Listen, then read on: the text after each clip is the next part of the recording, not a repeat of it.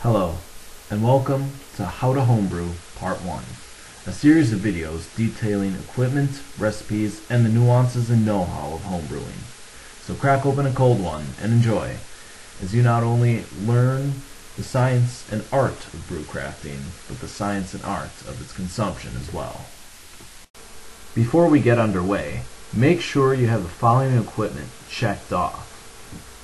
Your equipment check should include a carboy.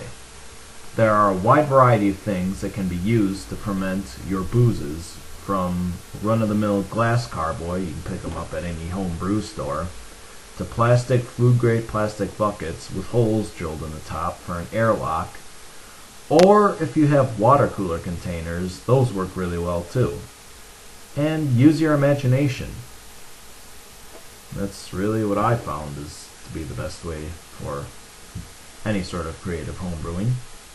The next item on your list is an airlock. It keeps your fermentation mixture away from outside air and contaminants while allowing CO2 gas to escape. Air is important to keep out of your fermentation vessel because air is one of the biggest things that contributes the oxidation of your wine into vinegar, and then you're pretty much shit out of luck. You'll also need a non-rubber hose. I use a polyurethane one. Something that will, and hopefully something that won't leach anything toxic or anything into your home brew, because that would be bad. I don't like to use rubber just because I know for a fact that alcohol corrodes rubber, and you may be dealing with small concentrations, but I still don't like it. So, and you'll need it for racking the wine into a secondary container in order to settle it out and clear it. You'll also need a hydrometer. Hydrometer is probably the greatest scientific instrument, in my opinion, ever developed. I would put it on par with the gas chromatographer, or some of those other great pieces of technology. I mean, it's that fucking wonderful.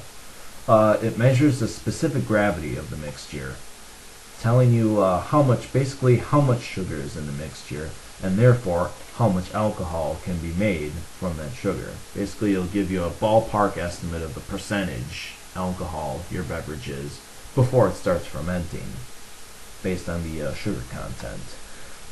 If you don't have one, don't worry about it. I have provided an equation here that can help you calculate the potential alcohol content relatively well.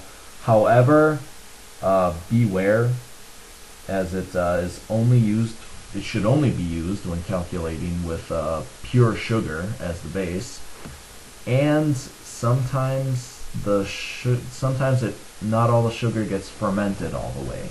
So you may have to, eventually reckon with that and actually get a hydrometer to more specifically measure how alcoholic your beverage is.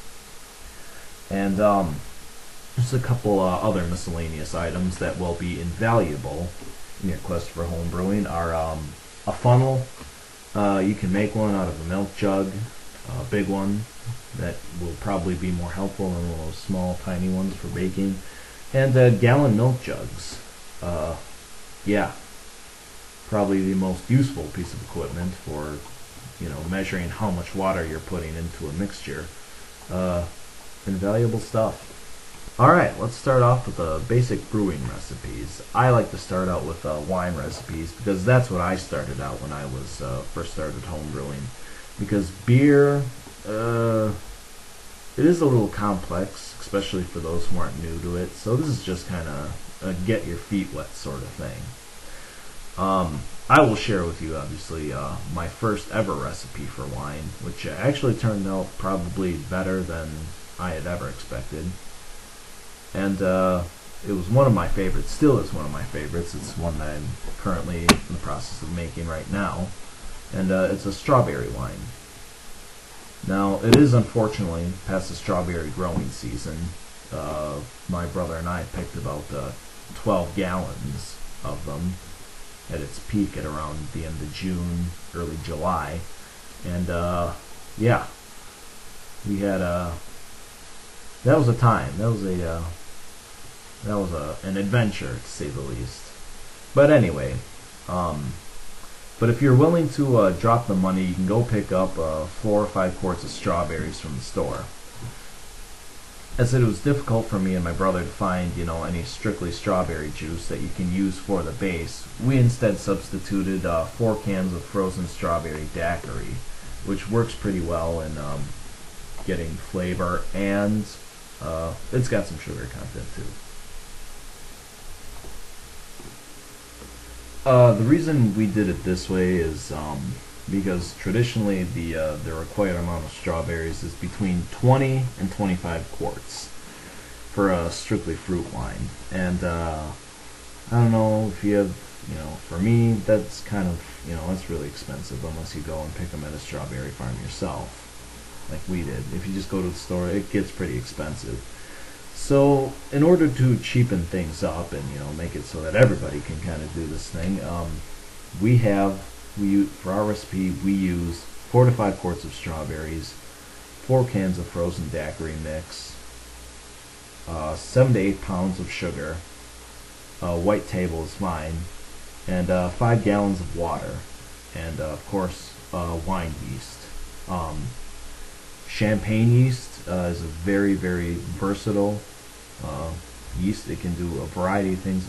My brother and I just had a lot of good things with it, but if you want to, you can go into a more specific wine yeast.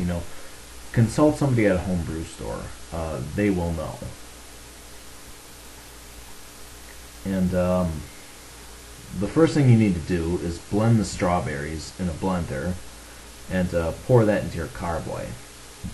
You can heat up a gallon or 2 of water to near boil, just get it really, really hot, and add the scalding water to the carboy along with the sugar.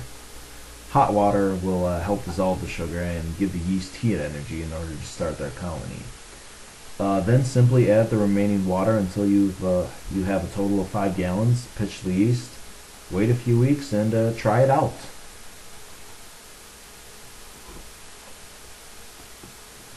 Once it's done fermenting, it should be, ready. You should be ready to taste it, but don't do it beforehand because it may not taste the way you would like. So wait for it to stop fermenting, and let it settle out a little bit.